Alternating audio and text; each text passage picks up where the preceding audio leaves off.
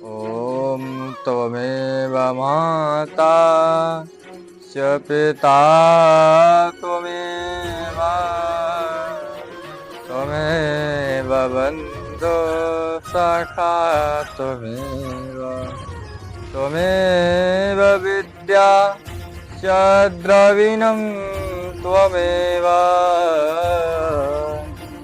त्वमेव सर्वं मम देव देव। बोलिए प्रेम से श्रीमद्भागवत महापुराण की जय। हे प्रभु हे नाथ, तुम ही मेरी माता, तुम ही मेरे पिता, तुम ही मेरी बंधु, तुम ही मेरे सखा, तू ही विद्या, तू ही द्रव्य, तू ही सर्व कुछ। हे नाथ, मैं आज से आपको कभी भूलूं नहीं। हे प्रभु हे दीन दयाल, हे गोविंद, हे करुणामय, आप मेरे ऊपर, मेरे जैसे पतिते के ऊपर, मेरे जैसे अधम के ऊपर, मेरे जैसे अज्ञानी के ऊपर आप अपना कृपा को बनाइए, क्योंकि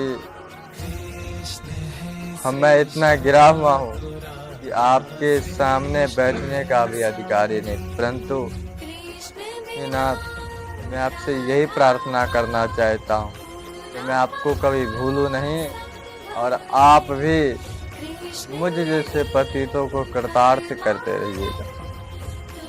आइए श्रीमद् भागवत महापुराण को, भागवत जी को महिमा का वर्णन करते हैं, हम आप श्रवण करते हैं।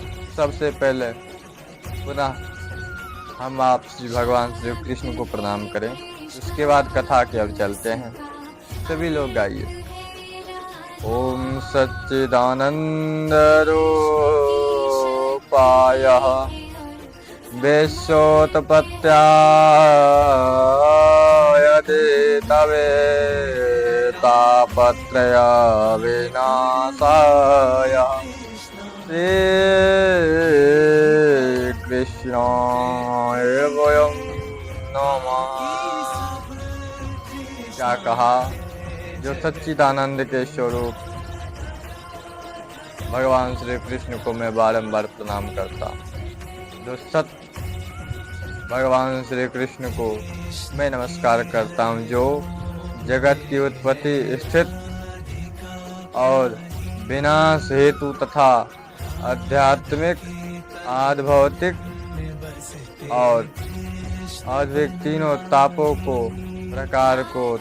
को नाश करने वाले ऐसे भगवान श्री कृष्ण को मैं बारंबार प्रणाम करता हूँ। और जो सत्य किसे कहते हैं भैया? वो प्यारी माँ बोलिए ना, सत्य किसे कहते हैं? महादेव जी कहते हैं, कहु उमा मैं अनुभव अपना, कहु उमा मैं अनुभव अपना, सत हरि भजन जगत सब सपना, जाग गया तो सोना क्या, समझ गया तो रोना क्या। हे उमा, मैं अपना जीवन को, अनुभव को मैं आपके सामने बता रहा हूँ। इस संसार में यदि कोई सत्य है तो परमात्मा का भजन, परमात्मा का द्वारा किया गया कथा, परमात्मा को लिए किया गया समर्पण, यह न था कुछ भी सत्य नहीं है। इस संसार ब्रह्म सत्य जगत मिथ्या, केवल भगवान सत्य है और जगत सब झूठा है। और आगे क्या कहते हैं?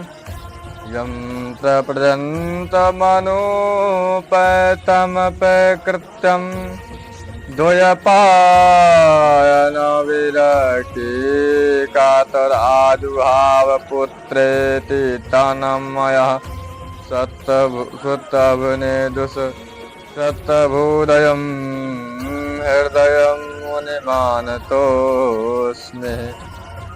जिस समय श्री सुखदेव जी महाराज का यज्ञोपवीत संस्कार भी नहीं हुआ था, जन्म लेने मात्र से वह घर छोड़कर निकल पड़े। पिता ने पूछे विरह की कातर होकर के, हा पुत्र कहाँ जा रहे हो? जो भगवत धाम को अर्थात जो भगवत स्मरण करने वाले, वैसे श्री सुखदेव जी महाराज को मैं प्रणाम करता हूँ, जिस समय उनको यज्ञोपवीत संस्कार भी नहीं हुआ था, उसी टाइम उन्होंने घर छोड़ करके निकल पड़े महाराज। और आगे वैसे श्री सुखदेव जी महाराज को हम आप बारंबार प्रणाम करते हैं। आइए नए सारंग में 88,000 संत जो विराजमान है। कथा ऐसी है कि 88,000 संत जो तपस्या करने के लिए गए, परंतु इस कलयुग की वजह से संपूर्ण जगत में पापों को, कलिकाल को देखकर सभी संत ब्रह्मा जी के पास पहुंचे। ब्रह्मदेव से पूछा गया है, ब्रह्मदेव आपको ऐसे स्थान बताओ जहां पर किसी भी परिस्थिति में कलयुग का आभान ना हो, कलयुग ना प्रवेश कर सके। कहते हैं ब्रह्मा जी ने एक चक्र लेकर दिए और जैसे इस दर्शन चक्र को छोड़े, वह चक्र बोले जहां जाकर के रुक जाए वहीं पर रह जाना और वहां पर कलयुग का वास नहीं हो पाएगा।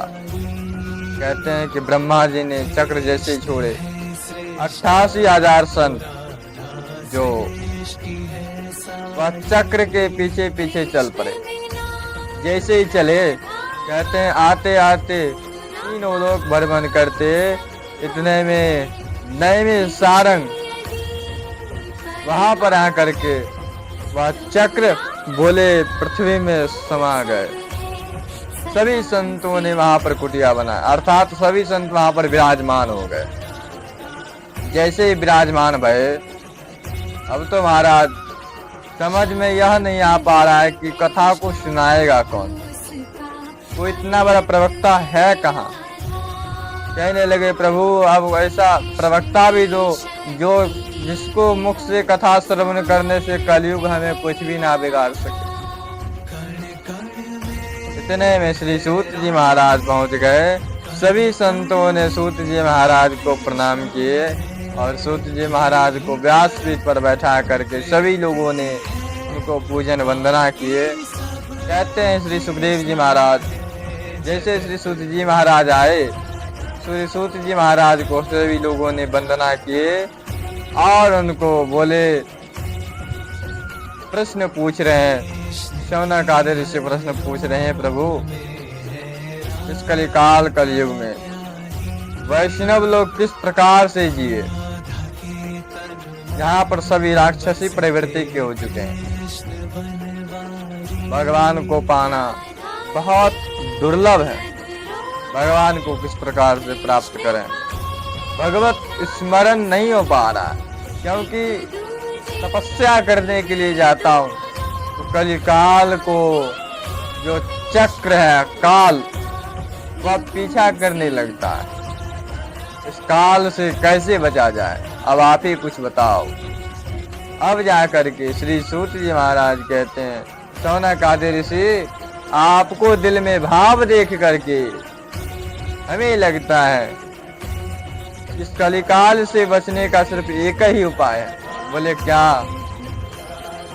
भगवान को कथा सुनो, सिवाय भगवान को कथा के बाद दूसरा कोई ऑप्शन नहीं है। वह कौन सी कथा? बोलो भागवत को कथा सुनो, भागवत कथा। जो कथा श्रवण करने से हमारा जो कलयुग का प्रभाव मेरे ऊपर नहीं हो पाएगा, वह कथा मैं आप सभी को श्रवण कराना चाहता हूँ। जो कथा पूर्व काल में श्री राजा परीक्षित को पूज्य श्री सुखदेव जी महाराज ने श्रवण कराए थे। जब राजा परीक्षित को 7 दिन में मरने का श्राप लगा, तो कहते हैं कोई उन्हें कथा श्रवण कराने के लिए तैयार नहीं भया। स्वर्ग से श्री सुखदेव जी महाराज को बुलाया गया। सुखदेव जी महाराज आए और सुखदेव जी महाराज ने जैसे 7 दिन तक कथा श्रवण कराए, कथा श्रवण करने मात्र से बोले श्री राजा परीक्षित को मोक्ष को प्राप्त भया। जैसे ही राजा परीक्षित को मृत्यु भया, उन्हें कल्याण देख करके ब्रह्मदेव को आश्चर्य में लगा। आश्चर्य क्यों लगा? क्योंकि जो अकाल मृत्यु हो जाता है, जिसे अकाल मृत्यु माना जाता है, उसे मानो कभी भी भगवत प्राप्त ना हो सकता। परंतु यह राजा परीक्षित को भगवत प्राप्त कैसे हो गया? यह सोच करके ब्रह्मदेव को लगा आखिर श्री सुखदेव जी ने कौन सी कथा को श्रवण करा है। एक तरफ ब्रह्मदेव ने सत्यलोक में, एक तरफ संसार को सुख सुविधा को रख दिया और एक तरफ श्रीमद् भागवत महापुराण को रख दिया गया। महाराज जैसे ही भागवत महापुराण को रखे, संसार को सुख सुविधा भागवत जी को हिला भी ना सका। और जैसे ही भागवत जी महाराज जस के तस परे रहे, बोले सभी देवता मिलकर के भागवत जी को प्रणाम किए। और जैसे ही भागवत जी महाराज को प्रणाम किए, उसमें से भगवान श्री कृष्ण प्रकट हो गए। बोले प्रेम से श्री बाल कृष्ण भगवान की जय। जैसे ही भगवान श्री कृष्ण का प्रकट भया, कहते हैं हे सनक जी, मैं आपको वह कथा श्रवण कराना चाहता हूँ जो कथा को श्रवण करने से जब राजा परीक्षित को कथा को श्रवण करा रहे थे, उसी टाइम की बात है। देवता लोग काम बनाने में बहुत चतुर होते हैं। बोले इंद्र आदि सभी देवता मिलकर अमृत का कलश लेकर के पहुंच गए। और जैसे ही अमृत को कलश लेकर के आए, तो श्री सुखदेव जी महाराज को कहते हैं, हे प्रभु, आप इस अमृत का कलश, कथा के बदले में आप अमृत ले लो और भागवत रूपी अमृत आप हमको सुना दो। देवताओं ने कहा। महाराज परीक्षित बोलने लगे, महाराज अब आप ही कुछ कीजिए। श्री सुखदेव जी महाराज कहते हैं, देव लोग, आपको क्या लगता है कि यह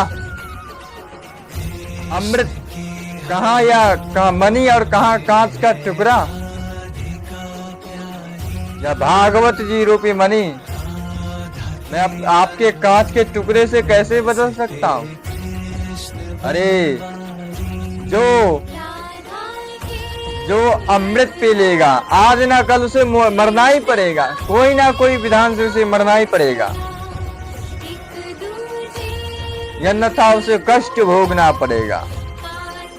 पृथ्वी पर जितना भी जो बोले मरने से ही भला है, ज्यादा दिन जीने के बाद कष्ट के सिवा कुछ नहीं मिलता। देव लोग, आपको क्या लगता है कि मैं आपके इस कांच का टुकड़ा से मैं परिवर्तन हो जाऊंगा? नहीं। यदि आप भगत बन करके आते, यदि आप प्रेमी बन करके आते, तब तो मैं आपको कथा को श्रवण करा देता। परंतु आपने एक जोहरी का रूप धारण करके आए, इसीलिए जाइए, यह कथा आप जैसे देवताओं को नहीं है, यह कथा तो प्रेमियों के लिए है। इसीलिए यह कथा को वही श्रवण कर सकता जो भगवत प्रेमी हो। आप कथा श्रवण करने का अधिकारी नहीं है। जाइए, कहते हैं जो कथा देवता को भी दुर्लभ है, जो कथा देवता को भी दुर्लभ है, वह कथा हम आप आज आसानी से श्रवण कर रहे हैं। ये सूत जी, आइए कथा में प्रवेश करते हैं। महाराज भगवान श्री सूत जी महाराज कहते हैं, हे सुनो कादर ऋषि सुनो। एक समय श्री नारद जी महाराज पुष्कर, काशी, प्रयाग, हरि क्षेत्र, कुरुक्षेत्र, रंगनाथ गए, परंतु कहते हैं हमें कहीं शांति नहीं मिला। क्यों नहीं शांति मिला? क्योंकि इस पृथ्वी लोक पर पूरा कलयुग को हाहाकार मचा दिया। कलयुग एक एक स्थान पर बैठ करके बोले बड़े से बड़े संतों को, मति को, बुद्धि को भ्रष्ट कर दिया। जो भगवान को, जो मोह माया में फंस करके उलझ गए। अब नारद जी महाराज बोले, जब मैं वृंदावन गया, वृंदावन में एक अद्भुत बात देखी। क्या? वृंदावन में मैं देखता हूँ एक 11 वर्ष की युवती स्त्री जो बैठी हुई है, उसके बगल में 2 वृद्ध पुरुष सोए हुए हैं और उसके आसपास बोले 2 स्त्रियां और बैठी हुई है। जैसे ही वहां पर गई, नारद जी कहते हैं कि वहां पर देखिए हम छिन्न भिन्न से वह सभी स्त्रियां बैठी हुई है। एक स्त्री को, वह दोनों स्त्री ये हवा कर रही है पंखे को। जैसे ही नारद जी महाराज देखे, नारद जी महाराज को बुलाया गया। नारद जी महाराज पूछे, देवी आपका नाम क्या है? कहने लगी युवती, हे नारद जी, आपको दर्शन करने मात्र से बोले पापी को पाप नष्ट हो जाता, परंतु मैं अभागी, मेरी नाम भक्ति है और ये मेरे पुत्र ज्ञान और वैराग्य है। और ये बगल में 2 स्त्रियां और जो है बोले गंगा और यमुना, यह 2 भाई, ये दोनों हमें हवा कर रही है, पावन सेवा कर रही है। बोले आप भक्ति हो, परंतु आप इतना कम उम्र, और आपके ये जो 2 वृद्ध पुरुष, एक वन बोले ये मेरे पुत्र हैं, ज्ञान और वैराग्य। कलयुग के आने की वजह से यहाँ पर तो वृंदावन में हम भी बूढ़ी हो गई थी। जब वृंदावन में आई तो वहां पर कुछ युवती हो गई, परंतु मेरे पुत्र ज्ञान वैराग जस का तस। हे नारद जी, आप मेरे पुत्र को द्रविण कर दो, अर्थात इसे आप पुनः युवक बना दो, क्योंकि कलयुग के आने की वजह से थोड़ा बहुत हमें कोई पूछ रहा है, मेरे पुत्र ज्ञान वैराग को स्थिति बहुत डैमेज चल रहा है। कहते हैं नारद जी ने अनेकों प्रकार से कथा को श्रवण कराए, परंतु ज्ञान वैराग नहीं जाग पाए। जब ज्ञान वैराग नहीं जागते, नारद जी महाराज को मन में संदेह होने लगा, आखिर यह कैसे जाग पाएंगे। भक्ति महारानी रोने लगी, बोली महाराज मैं अनेकों जगह पर गई। बोले कहाँ? बोले जब मैं सन्यास के पास गई तो वह अपने ढोंग करने में ही व्यस्त है। पंडित लोग पैसा लेकर के ज्ञान बांट रहे हैं। यहाँ तक कि जब मैं गृहस्थ के यहाँ गई तो बोलो स्त्रियों को राज आ चुका है। स्त्रियां अपने पति को सम्मान नहीं करती, घर में साले सलाहकार बन बैठे हैं। भाई को कोई नहीं मानता, भाई को बात पर कोई नहीं चलता, परंतु यदि साला जो कहे वही बात होता है। घर में साले सलाहकार बन बैठे हैं। यहाँ तक कि पत्नी अपना पति को सम्मान नहीं करती। वह अपने पति को बोले पातिव्रत धर्म को त्याग करके वह गलत आचरण, मनमाना आचरण कर रही है। यहाँ तक कि जब मैं मंदिरों में गई, बोले मंदिरों में मेरे नाम से, भक्ति के नाम से लोग पैसा लूट रहे हैं। जब मैं तीर्थ में गई, तीर्थ में सब गुटखा खा करके सभी अपने अपने गलत भावना की वजह से पूरा तीर्थ को पापमय बना दिया। हे नारद जी, मैं घूमते घूमते वृंदावन में आ गई। वृंदावन में यहाँ पर थोड़ा बहुत मैं ठीक ठाक, परंतु मेरे पुत्र को बचाओ।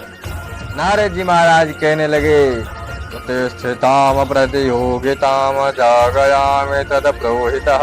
ऐ संसार के रहनुमा, उठो उठो, जागो जागो जागो, जगाने आ गया। ये ज्ञान है, वैराग जागो। परंतु कहते हैं नारद जी से वह नहीं जाग पाए। नारद जी ने अनेकों अनेकों प्रकार से शास्त्र को कथा श्रवण कराए, परंतु ज्ञान वैराग को कोई फर्क नहीं पड़ा। इतने में आकाशवाणी हो गया, हे नारद, यदि तू ज्ञान वैराग को जीवित करना चाहता है, ज्ञान वैराग को यदि चेतना लाना चाहता है, तो कोई सत्कर्म करो। यह कह करके आधी बात, अब तो नारद जी टेंशन में पड़ गए। सत्कर्म कौन सा कर्म करे? नारद जी अनेकों विद्वान से पूछने लगे। कोई कहता रामचरित, कोई कहता रामायण सुनाओ, कोई कहता गीता उपदेश करो, परंतु सही बात कोई नहीं बताया। बहुत कहता नारद जी आप खुद ज्ञानी हैं, मैं आपके सामने में क्या बोल सकता हूँ। नारद जी महाराज एक जंगल में आकर के तपस्या करने के लिए जैसे ही बैठे, इतने में देखते हैं सनत कुमार और पांचों वो वही है। यह सनत कुमार वही है जिन्होंने भगवान को पार्षद जय विजय को श्राप दे दिया था। उनको देख करके नारद जी वहां से जैसे उठ करके प्रणाम किए। सनत कुमार कहते हैं, नारद जी आपके मुखमंडल पर इतना उदासी क्यों है? आखिर क्या कारण है? नारद जी बोल पड़े, प्रभु मैं यहाँ गई, परंतु वहां पर देखता हूँ कि एक स्त्री जो 11 वर्ष को, उसका पुत्र 100 वर्ष का, ज्ञान वैराग मैं क्या करूं? तब जा करके कहने लगे, हे नारद जी आप सत्कर्म कोई और नहीं, आप श्रीमद् भागवत कथा करो।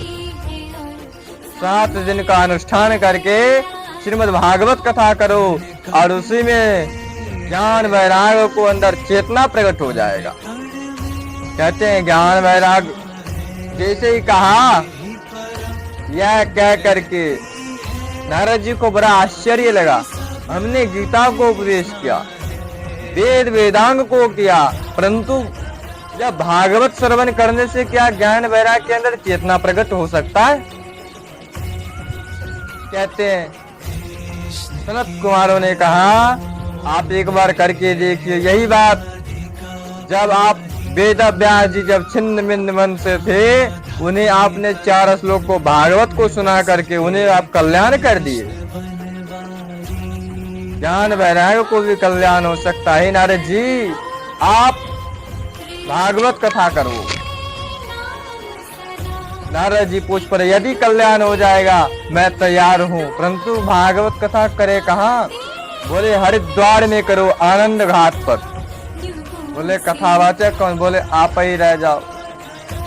कहते हैं आनंद घाट पर आकर के कथा को श्रवण कराया गया। एक तरफ विरक्त बैठे, एक तरफ गृहस्थ बैठे, एक तरफ देवता बैठे, एक तरफ दानव, अर्थात अनेकों अनेकों जगह से सभी संत आ गए और सब कथा को श्रवण करने लगे। 7 दिन को कथा हुआ, ज्ञान वैराग के अंदर चेतना प्रकट हो गया। बोले प्रेम से श्रीमद् भागवत महापुराण की जय।